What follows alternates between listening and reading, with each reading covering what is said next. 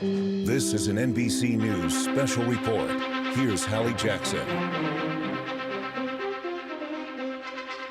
Good morning. We are coming on the air with President Trump set to address the war on Iran from the White House. It's our understanding he'll do so at the start of a previously scheduled Medal of Honor ceremony in the East Room. That's what you're looking at there. It's coming not long after we heard from his defense secretary at the Pentagon, saying this will not be an endless war, although no specifics on a timeline for this conflict. President Trump already today suggesting in an interview that what he called the big wave of attacks hasn't even started yet, even after the attacks we saw over the weekend. And with 4 American service members killed already, the president has braced the nation for the possibility of more U.S. casualties to come. Let's get to Monica Alba, who is live for us at the White House. Monica, we'll listen in when the president begins to speak. But so far, since these strikes began, the president has not ruled out the possibility of American boots on the ground in Iran. In fact, Hallie, it almost seems like he is preparing Americans for that possibility. And these will be the president's first public remarks since he did order Operation Epic Fury Friday night into Saturday morning. He has released those pre-recorded videos laying out some of the initial objectives of this massive ongoing military operation, but he hasn't given a lengthy or public address to the American people to explain what the end game might be here, how this does conclude, how long this could take. He's indicating it could be anywhere from 4 to 5 weeks, or that could extend. The president also hasn't discussed necessarily what the regime change plan could be here for Iran, acknowledging that dozens of leaders, he says, in Iran have been taken out, have been killed by joint U.S. and Israeli strikes. But when asked what the leadership future may look like for Iran, the president says it is unclear, and it is unclear, Hallie, what role the U.S. will play in that. You did mention earlier today that briefing from the defense secretary and the chairman of the Joint Chiefs of Staff, Dan Kane. They are both in the room here for this Medal of Honor ceremony, and they are both signaling to the U.S. and to the American people that this is an operation that is unapologetic, overwhelming, and could continue with force for many more days to come. And Monica will listen in to the president speaking now. President Trump in the East Room. And thank everybody for being here, and please feel free to sit.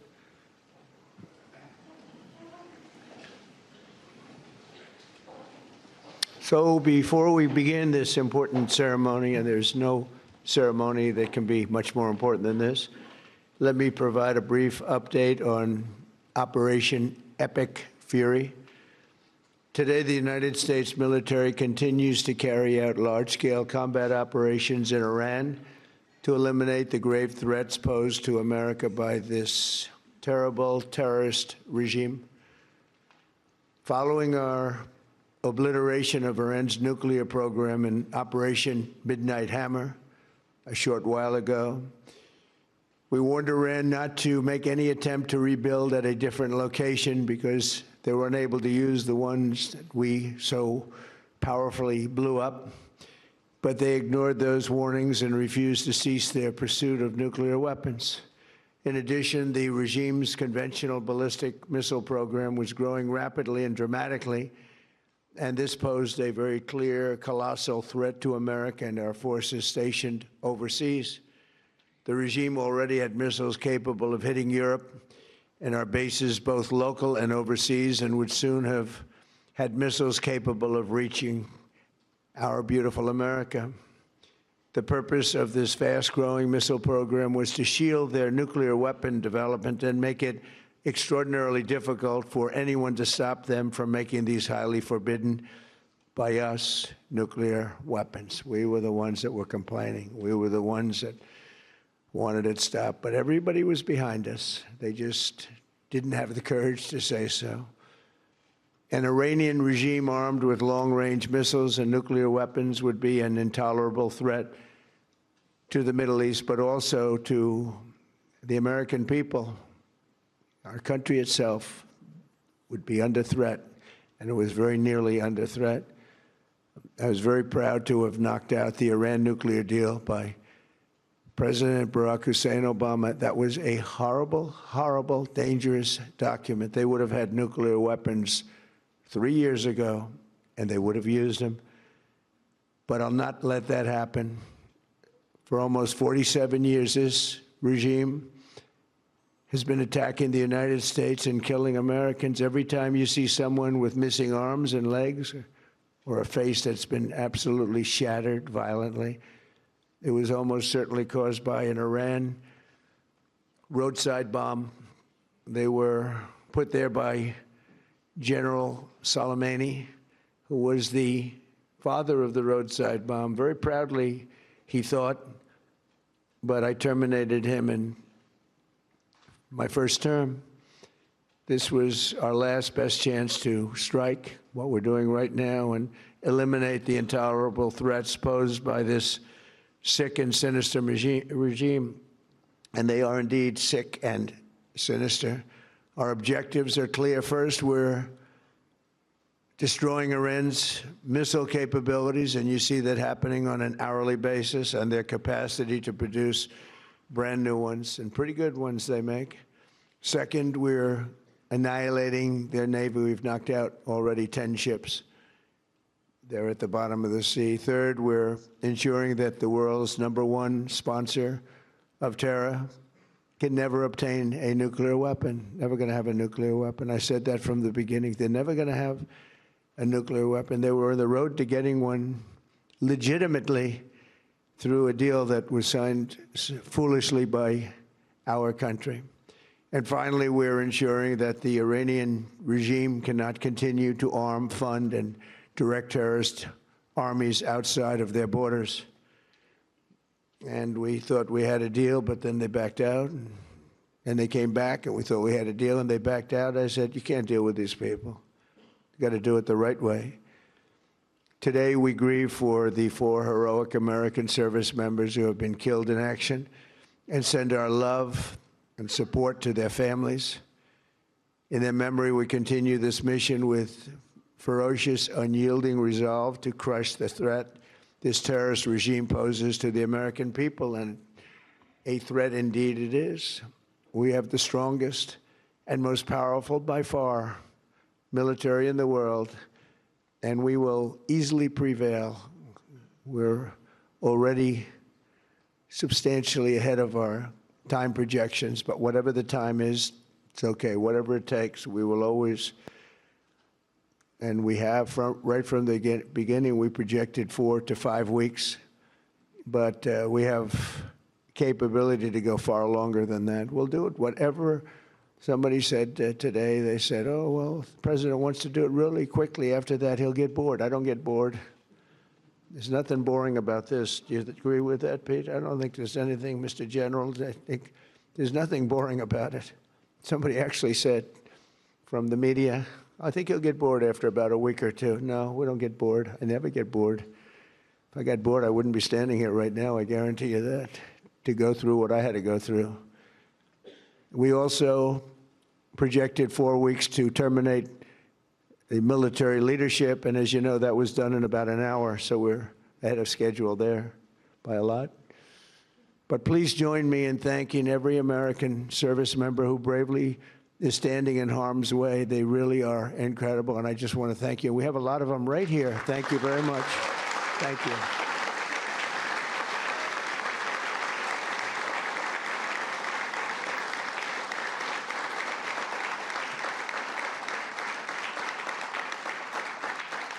Thank you, everybody. We have a lot of great service members here with us, too, in this beautiful building. Isn't it beautiful?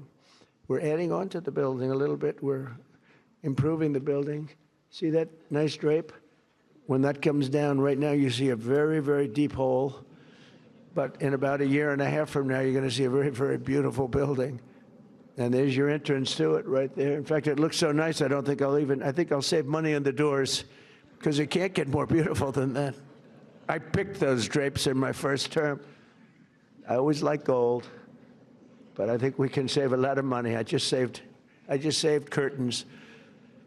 But, and it'll be spectacular. It'll be the most beautiful ballroom. I believe it because I built many a ballroom. I believe it's going to be the most beautiful ballroom anywhere in the world. And when you hear all that hammering out there, you know why the First Lady is not thrilled exactly.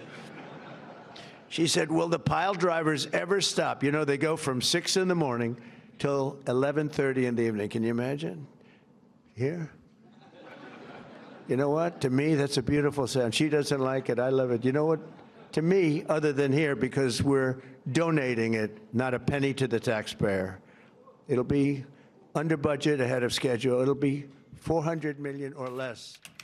President Trump with an aside there about the ballroom that he is building across from the East Room of the White House, where President Trump is right now, laying out the rationale earlier for those U.S. strikes, which he says are not over, describing that large-scale operation that continues into today, calling it the last best chance to strike the Iranian regime. I want to bring in our chief foreign correspondent, Richard Engel, who is joining us now from Tel Aviv. And on the timeline, Richard, this is significant here. The president has alluded to something like 4 to 5 weeks for this operation, but he is clearly suggesting that it could last longer. That, I think, is what struck me the most, is he's setting out these very, very vast objectives, military objectives, and putting a timeline on it, 4 to 5 weeks, acknowledging that it might slip. But he didn't talk very much about the day after. What kind of government is supposed to replace the one that is being dismantled and disarmed in Iran right now? That is very unlikely to take place over the next 4 to 5 weeks unless there is some sort of deal, unless somebody within the Iranian system, like what happened in Venezuela, is selected by President Trump, makes a deal with President Trump, makes a deal with Israel. But at this stage, that does not seem to be happening. We're still seeing an ongoing war, a war that is expanding to new territory. Just today, Lebanon, which had not been involved in this conflict until now, fired rockets into Israel, Israel firing back, Hezbollah, the pro-Iranian militia group, claiming responsibility. And then just a short while ago, Qatar, which houses a U.S. base and was trying to negotiate a peace deal between the U.S. and Iran, said that it shot down 2 Iranian fighter jets. So Iran is now also using fighter jets. The U.S. consulate in Pakistan, where there were protests yesterday and pro-Iranian demonstrators tried to storm the building, announced that it is now closed. So this is a conflict that continues to grow more complex, involve more territory, yet President Trump is saying that it will be wrapped up within 4 to 5 weeks. He's also, Richard, taking this opportunity to make the case to the American people about this war on Iran here, laying out the objectives to take out the missile capabilities of Iran, take out their naval capabilities, starve their proxies, prevent them from rebuilding any nuclear capabilities as well, Richard. So there were 2 things, 2 types of justifications. One was effectively a theoretical threat. He was saying that if in the future Iran were to expand its ballistic missile program, it could threaten the United States. And if Iran were able to develop a nuclear program, accusing Iran of trying to reconstitute it. So he was talking about a theoretical future threat, and the rest was past grievances from the Iraq War. Richard Engel live for us there in Tel Aviv. That concludes our NBC News special report for now. We're going to have more coverage on your local station, on our streaming network, NBC News Now, and a full wrap-up later tonight on Nightly News, along with our coverage on NBCnews.com. I'm Hallie Jackson. For all of us here, thanks for watching. We'll see you soon.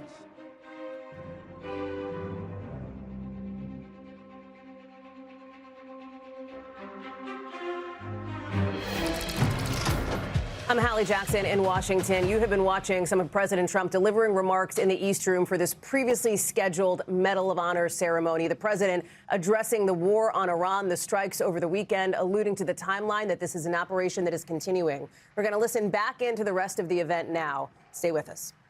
We all look good. We remember the ceremonies. Oh, great. It's a great honor. There's no greater. I tried for myself. I've tried numerous times to get one by myself. I keep getting shut down. They say, you can't do it, sir. Bad protocol. Very bad. I would say the worst. But I'm only kidding. You don't have to say I'm only kidding. Otherwise, the press will come out with it, which they actually did once. Donald Trump wants a Congressional Medal of Honor, but he's been shut down. But now you are brave, amazing people. And I want to thank you all. In 1941, Roddy Edmonds of Knoxville, Tennessee, enlisted in the U.S. Army and soon rose to one of the youngest master sergeants in the military. In 1944, he sailed to Europe to fight in World War II, and he was so enthusiastic and young and full of vim and vigor.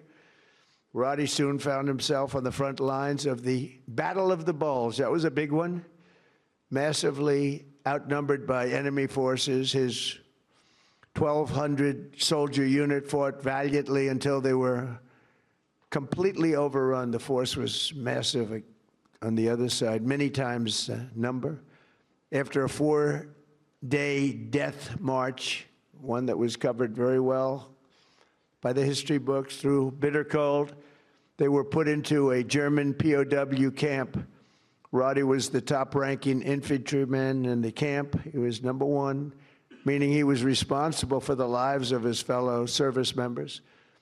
On July 26, 1945, a Nazi SS officer issued an order over the camp loudspeaker, loud and strong. He said that only American Jews were to show up to roll call following this morning. He added, "All who disobey this order will be shot immediately." There were more than 200 Jewish American soldiers in the camp, and Roddy knew their separation from the group would mean certain death.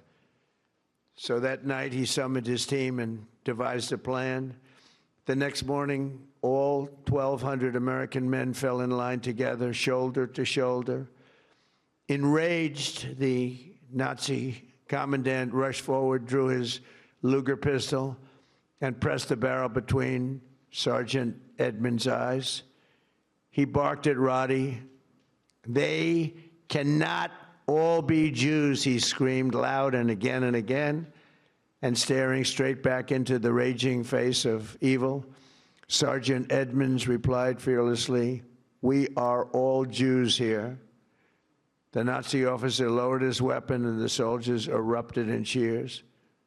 With total disregard for his own life, Roddy had saved over 200 of his fellow service members. Their camp was liberated 2 months later. We're honored to be joined today by Roddy's son, Chris. Please stand up as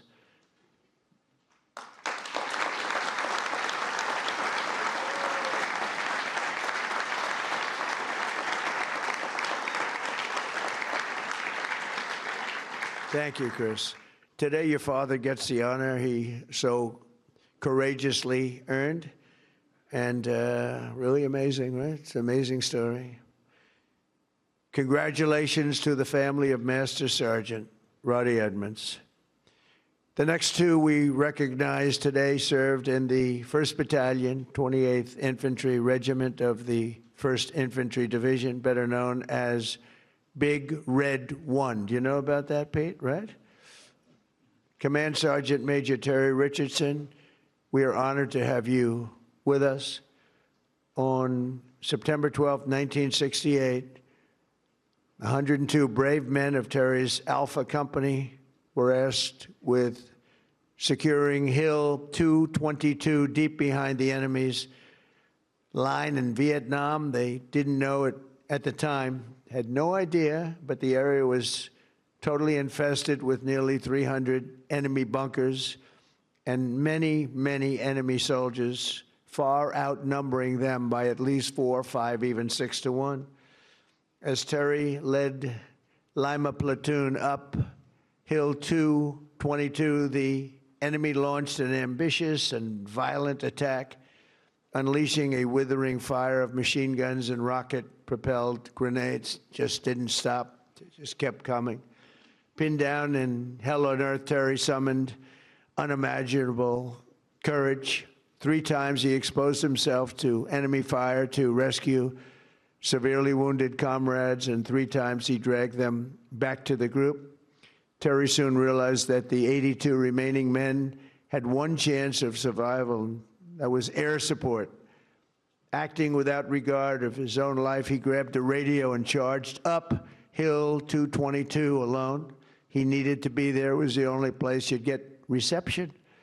He withstood a storm of enemy bullets, eventually reaching the top, where he spent the next 8 hours calling in tactical strikes, completely exposed.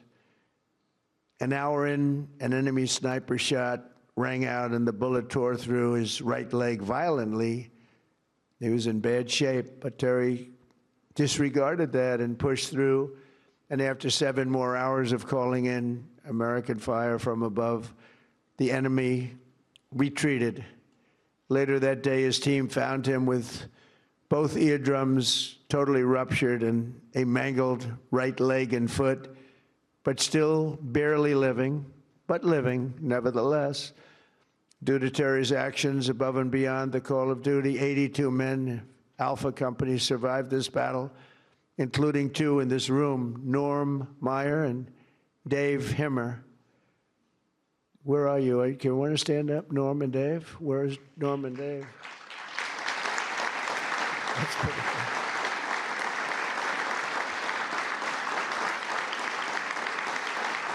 Pretty good.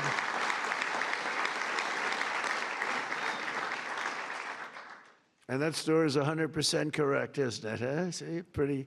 It's how much have you paid him over the years? Have you said take everything we have? We wouldn't be here, right? That's great. That's a great story, Terry. Today you enter the ranks of the bravest warriors ever to stride the face of the earth. Please stand up, please. Thank you.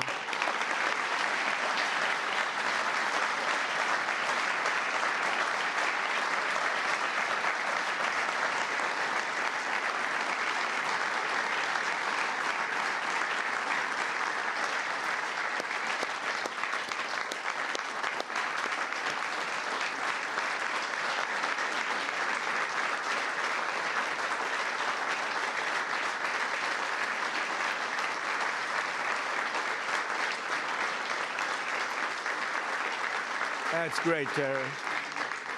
That's a great, brave man. I met him back there. He said, he's central casting. Look at him. He looks great. He looks great. You feel like fighting?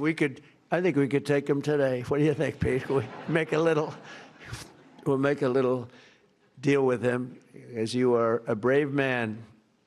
Finally, we honor one more American soldier, a fallen warrior of world of wars, and really terror.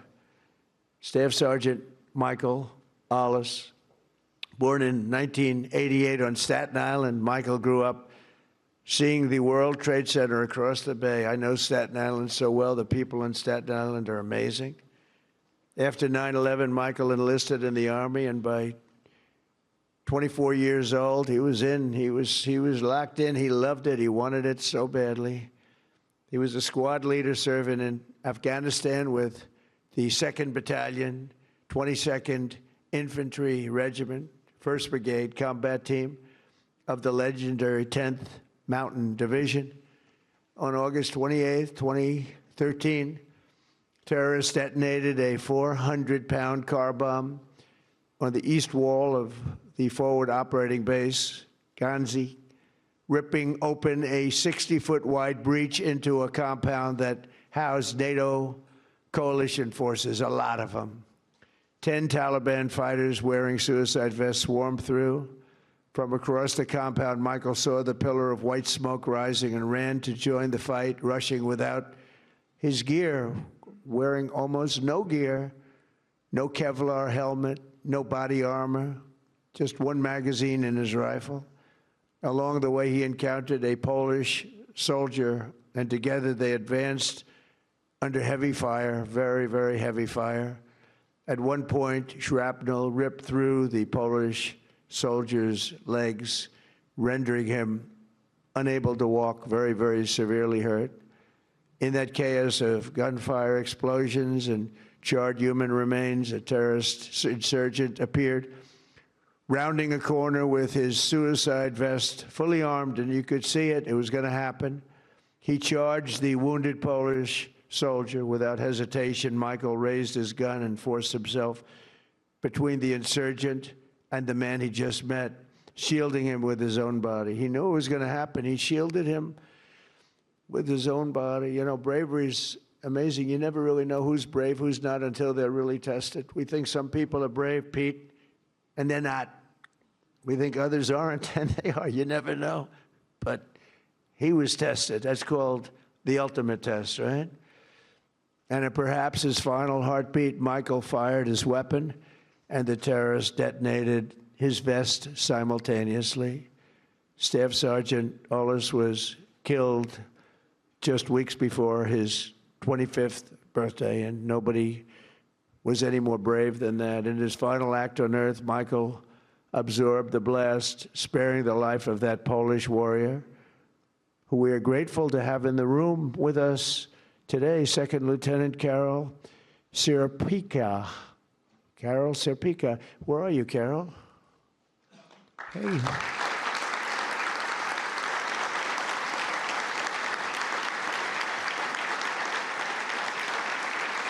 Would you like to come up? Please. Please. I'd love to have you come up. Thank you, Carol.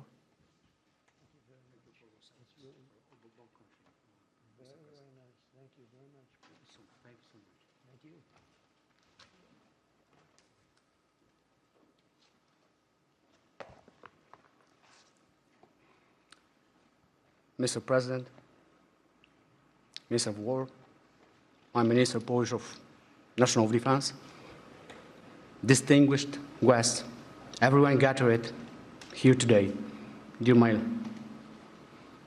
Basia, Michael, and Jacob, especially dear Linda and Robert, and the entire Ullis family. What do you have that you did not receive? This is how I would like to begin these few words, to speak to you all here. In this special place and on occasion of this incredibly important ceremony, one that is significant for many, but truly especially exceptional for me, is a particular privilege and a great honor. Above all, however, it is my commitment. It is a part of my new mission, which began 13 years ago. A soldier is not something you are from time to time. It is who you are forever. It is just like you are not a mother, a father, a sister, and brother, or as only for a moment. These are not roles given to us for a while. They are a great gift, but also a great lifelong commitment. Yes, today my commitment and my greatest gift is to cultivate the memory of true, heroic act of courage that I witnessed performed by your beloved son, Michael.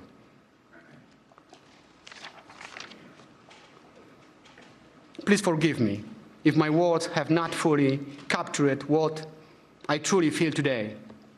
However, sometimes words are simply not enough. I'm deeply moved, happy, and grateful to God for my service, for my parents, for my family, for my beloved homeland Poland, for my second family from Staten Island, and for my second homeland America. God bless you all. Michael, thank you for your service, and I will see you in our heavenly homeland. Thank you for your service. Thank you so much.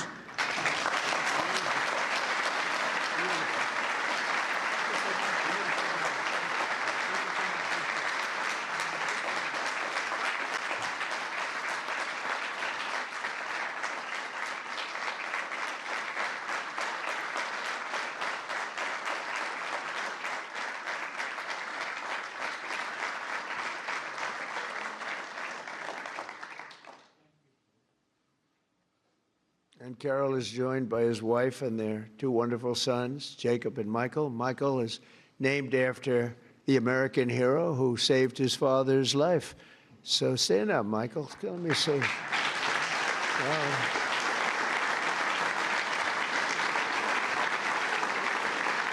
That's great.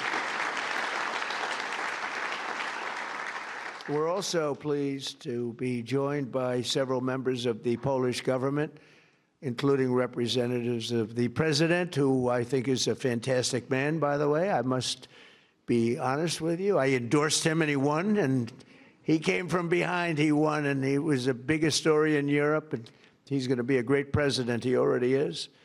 But as well as Poland's Minister of Defense, to honor the blood and sacrifice that has helped seal the Polish-American bond. We have a great bond. We have a great relationship with your country. And I just want to thank you to Michael's parents, Bob and Linda. Your son's selflessness in the face of real evil reminds us of the courage that keeps our country free. And I just said the genetics in that family are very strong, right? I said that before. All three families, I said, good. I see some of the young ones today. And I said, you have good genes. They were asking me, what does that mean? I said, don't worry about it. You'll figure it out. But you have the best genes you can have, actually. So thank you for giving America your beloved son. And now I would like to ask the military aide to come forward and read the citations, and then we will do the honors. Thank you all very much. This is a tremendous honor for me to be here. Thank you. Please, military aide.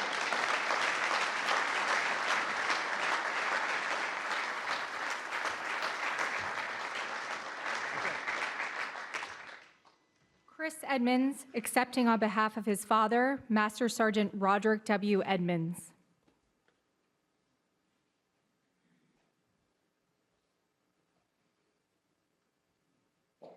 The President of the United States of America, authorized by Act of Congress, March 3, 1863, has posthumously awarded in the name of Congress the Medal of Honor to Master Sergeant Roderick W. Edmonds, United States Army. Master Sergeant Roderick W. Edmonds distinguished himself by acts of gallantry above and beyond the call of duty from January 27, 1945 to March 30, 1945 as a prisoner of war in Germany. Upon arrival at Stalag 9A in Zietenhain, Germany, on the evening of January 26, 1945, the Germans announced that only Jewish American prisoners would fall out for roll call the following morning at the threat of execution. Master Sergeant Edmonds directed his senior leaders to have all 1,200 American prisoners present themselves for roll call. The Nazi commandant became incredulous after realizing that so many Americans were standing in formation. The commandant removed his pistol, pressed it hard against Master Sergeant Edmonds' forehead between his eyes, and demanded that he order all Jewish American prisoners to step forward or he would be shot. Master Sergeant Edmonds fearlessly held his ground, refusing to concede. The commandant lowered his weapon without further attempts to segregate the Jewish American prisoners. Several weeks later, in March 1945, the Germans ordered all prisoners to assemble outside the barracks for evacuation. Master Sergeant Edmonds ordered all American prisoners to form in front of the barracks, and when the enemy transports arrived, they would break ranks and rush back to the barracks. Master Sergeant Edmonds gallantly led these prisoners in a relentless pursuit of opposition and resistance, forcing the Germans to abandon the camp, leaving the 1,200 American prisoners behind. Master Sergeant Edmonds' conspicuous gallantry above and beyond the call of duty are in keeping with the highest traditions of military service and reflect great credit upon himself, his unit in the United States Army.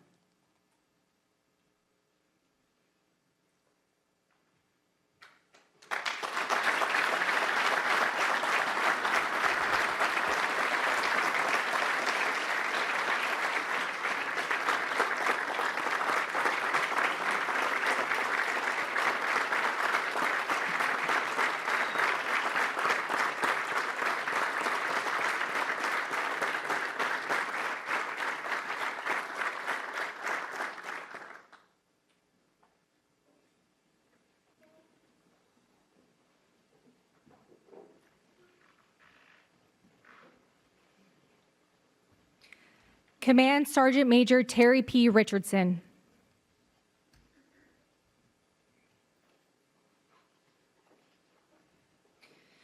The President of the United States of America, authorized by Act of Congress, March 3, 1863, has awarded in the name of Congress the Medal of Honor to Staff Sergeant Terry P. Richardson, United States Army. Staff Sergeant Terry P. Richardson distinguished himself by acts of gallantry above and beyond the call of duty on September 14, 1968, in the vicinity of Loc Ninh, Republic of Vietnam. On this date, his company was tasked with the mission of securing Hill 222 in hostile and enemy territory near the Cambodian border. Staff Sergeant Richardson directed one of his squads to be the point element leading the way. Shortly after the assault began, 3 of the squad members became severely wounded and pinned down between 3 enemy machine gun bunkers.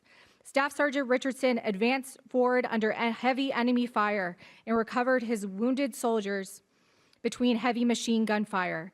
By the time he was able to make it back to join his unit, his entire company had been completely surrounded by the enemy. Staff Sergeant Richardson recognized that the only way to keep his company from being overrun was with accurate tactical airstrikes. Staff Sergeant Richardson advanced to the top of Hill 222 under heavy enemy fire for better sight lines to direct the tactical airstrikes. He began to direct the tactical airstrikes and shortly thereafter became wounded by an enemy sniper. Staff Sergeant Richardson continued directing the tactical airstrikes for 7 more hours before the enemy broke contact. 6 soldiers from his platoon found him still alive. Staff Sergeant Richardson declined medical evaluation for his gunshot wound and requested that he be allowed to stay to lead his soldiers. Altogether, his actions directly resulted in 85 lives being spared on that fateful day. Staff Sergeant Richardson's conspicuous gallantry and extraordinary heroism at the risk of his life, above and beyond the call of duty, are in keeping with the highest traditions of military service and reflect great credit upon himself, his unit, and the United States Army.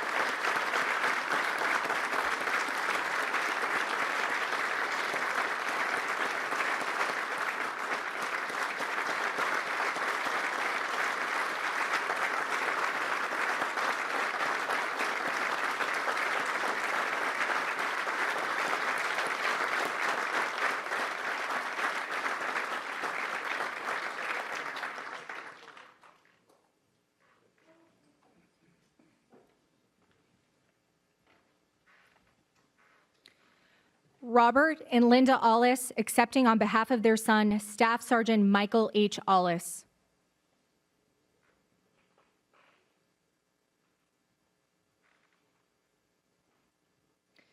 The President of the United States of America, authorized by Act of Congress March 3, 1863, has posthumously awarded in the name of Congress the Medal of Honor to Staff Sergeant Michael H. Ollis, United States Army. Staff Sergeant Michael H. Ollis distinguished himself by acts of gallantry above and beyond the call of duty on 28 August 2013 in Afghanistan. On this date, a complex enemy attack involving multiple vehicle-borne improvised explosive devices, suicide vests, indirect fire, and small arms fire was launched against Forward Operating Base Hanzi. Staff Sergeant Ollis ordered his fellow soldiers to move to bunkers to shield themselves from enemy fire. After accounting for his soldiers, he moved toward the enemy force that had penetrated the perimeter of the forward operating base. Staff Sergeant Ollis located a coalition forces officer, and together they moved toward the point of attack, armed with only their rifles. Upon reaching the attack point, they linked up with other friendly forces and began a coordinated effort to repulse the enemy. While under continuous fire, Staff Sergeant Ollis moved from position to position, engaging the enemy with accurate and effective fire. While fighting along the perimeter, an insurgent came around the corner. Staff Sergeant Ollis fired on the insurgent and incapacitated him, but as he approached the downed insurgent, the insurgent's suicide vest detonated and mortally wounded him. Staff Sergeant Ollis's exceptional courage and complete disregard for personal safety were in keeping with the highest traditions of military service and reflect great credit upon him, his unit, in the United States Army.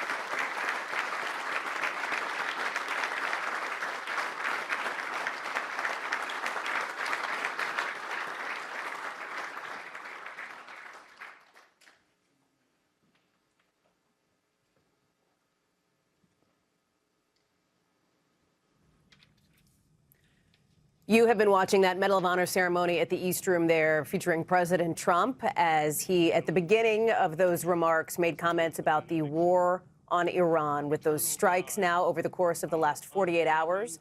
The president not sticking to or clarifying what a timeline would look like, suggesting 4 to 5 weeks, but open to longer, and not ruling out the possibility of American boots on the ground either. I want to bring in our senior national security correspondent, Courtney Kube, who was at this morning's Pentagon briefing in court. Those top defense officials are in the room here, as one might imagine, for this Medal of Honor ceremony, presumably rushing over after they had delivered that statement, and took a few questions from reporters today, laying out more about the military objectives and where this goes next.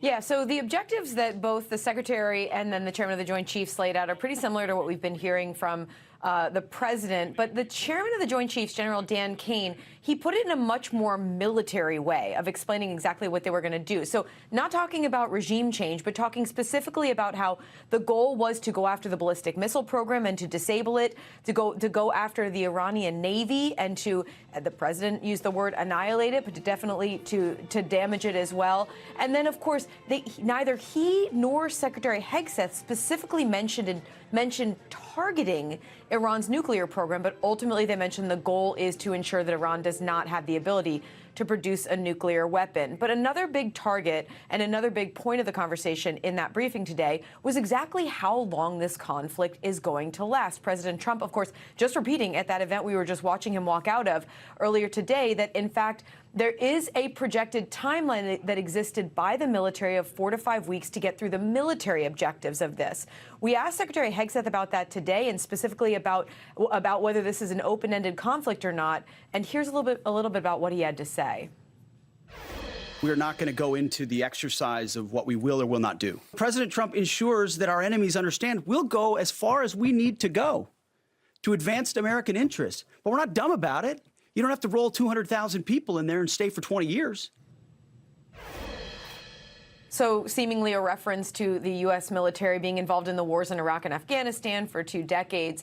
But it's interesting, he did not specifically rule out the possibility of U.S. boots on the ground, instead saying he was not going to tie the hands of the president and that he would not even acknowledge whether, in fact, that was on the table or not, Hallie. And can I ask you, Courtney, because we also heard from the president this morning in a separate interview with a different outlet that the suggestion that what he called the big wave has not even happened yet. So help us understand that, because there were something like 1,000 targets hit over the course of the last 48 hours in this, first phase of this operation, Courtney. Bigger than that, presumably? Is that what the president's referencing? Do we know? It does seem that way, and we did hear today that the U.S. is still flowing additional forces in. General Kane saying that they're still flowing more forces in even today. Now, keep in mind, that could be things like the B-2 bomber flights that we heard about yesterday. Those move from the United States. It's like a 37-hour transit to fly from the U.S. all the way into Iran to drop these massive ordnance and then to fly all the way back.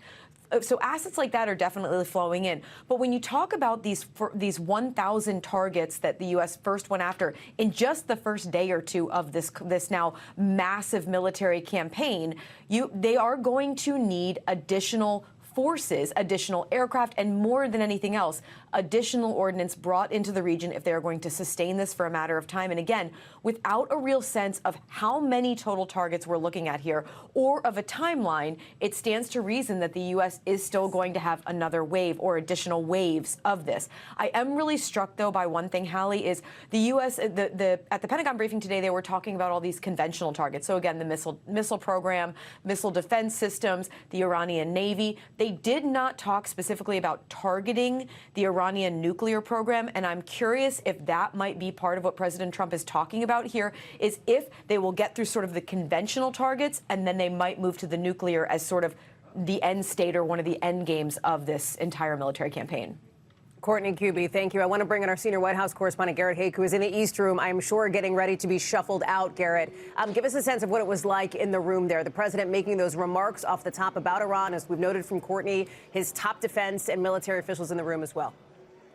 Yeah, that's right, Hallie. I mean, it's a sort of a fitting scene to give those remarks, given that we're here for Medal of Honors to be awarded to 3 veterans whose extraordinary gallantry kind of undergirded this whole event. It's in that context that, of course, the United States military finds itself engaged again in Iran. So you heard the president offer what I think is probably his most complete explanation of why the U.S. acted when it did, suggesting that Iran's missile program could already hit Europe, could already hit U.S. bases, and suggesting that he was concerned about the idea that it could hit more Americans in the future.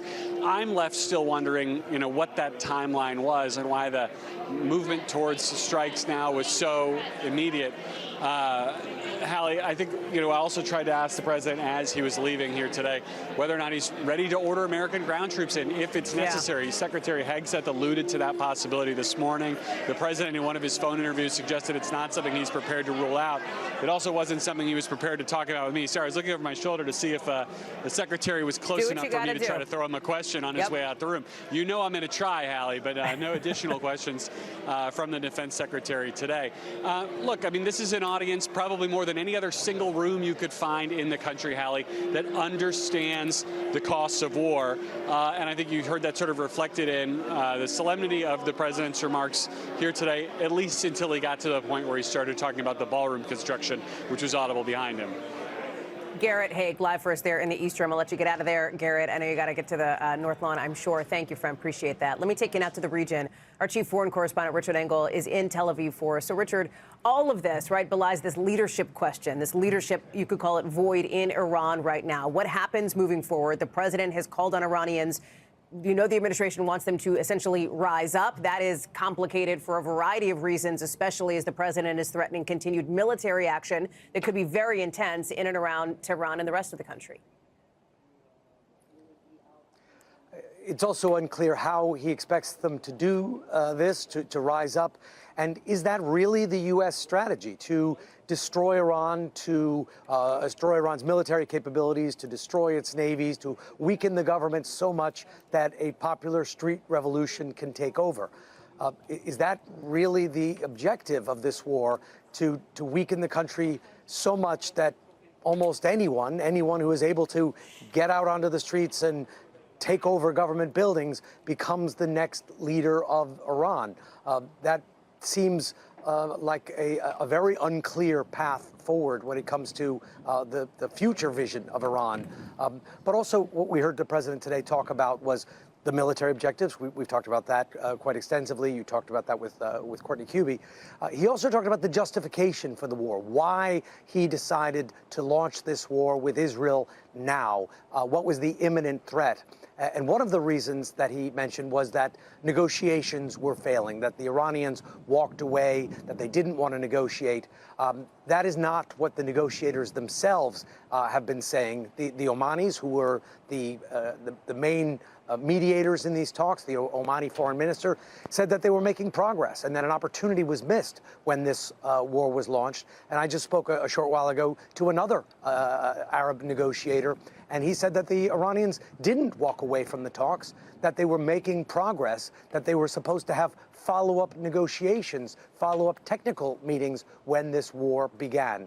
So there are real questions about the future objectives, who's going to take over in Iran if, in fact, there is some sort of regime collapse, and why the war itself was launched when it was launched. And how about, Richard, and as we've gotten the reporting, of course, on the intelligence assessments about the Saturday morning timing of all this, give us a sense. You're in Tel Aviv. I know you've traveled. I think you're in Jerusalem. I know you were nearby at a town that was hit extremely hard, a city that was attacked that's not far from Jerusalem, where multiple people were killed. Give us a sense of what you've seen on the ground and what you've heard from Israeli officials on this front as that part moves forward as well. So Israeli officials are speaking out and talking about the importance of this military campaign, how Iran must be destroyed, how the Iranian regime must be brought to its knees so that it can no longer threaten Israel. I was at the town of Beit Shemesh, which is outside of Jerusalem. Yes, I am in Tel Aviv now. And while I was there, Prime Minister Netanyahu came to inspect the damage, and he spoke to reporters who were on location. I threw a question to him. He did not answer it. I asked him, how does he see this war ending? He didn't answer that, but he did speak to some reporters in both Hebrew and English, and he said that the goal is to teach Iran a lesson, to destroy the regime, to destroy an evil regime that he said attacks civilians. He focused on the fact that Israel and the United States are targeting military sites in Iran, while Iran is attacking civilian locations here and across the region. Generally, in Israel, the mood seems to be in favor of this conflict. I've spoken to Israelis here in Tel Aviv and other parts of the country, including at places where there have just been Iranian missile strikes. And so far, I've heard nothing but unilateral support that the U.S. and Israel must go forward, must continue this campaign. A lot of support for President Trump, who seems to be more popular here, or at least as popular here as Israel's prime minister. Richard Engel, our chief foreign correspondent, live for us there in Tel Aviv. Richard, we're so glad to have you, your reporting, your analysis, as always. Our thanks to Courtney Kuby, to Garrett Haake, to Monica Alba as well. That's going to do it for our special coverage now of the president's remarks from the East Room on the war on Iran, as well as that Medal of Honor ceremony. A lot more ahead on NBC News Now, online at NBCnews.com. And I'll see you right back here at 5 o'clock Eastern. We pick up our regularly scheduled coverage.